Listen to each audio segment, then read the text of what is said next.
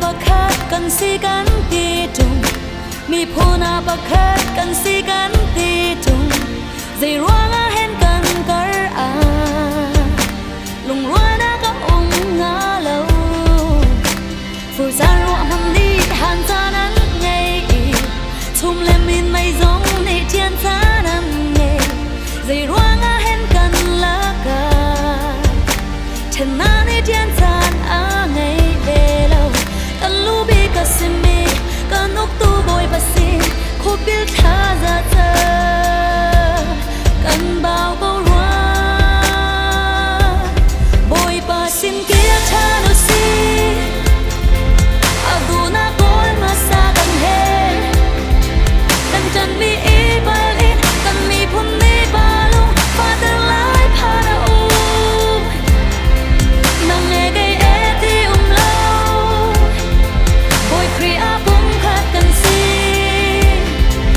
apen na kan der tu aram go der tu ding na thi me kan si se mong rua đi thấy dan nak long put an ngày lâu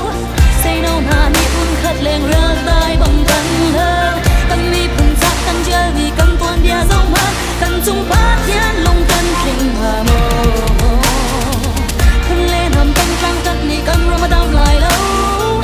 na zon ruột na kan mi pun chắc chỉ nung big si bay nu lệ qua na kan nu lệ chuan than sa na chu za lệ ni liam kan chuan nu la na lung ruột na chăm cho phong du y thấy đàn na buồn ra chiều chẳng si chẳng thà lại phá lệ ni thân na kan non phong y an ruột la na boy pasin kia tha no si aduna koi masa kan he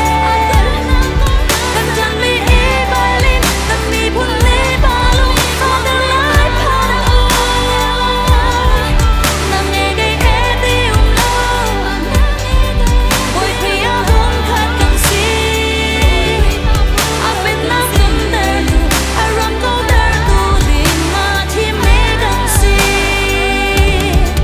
nang e gai e ti lo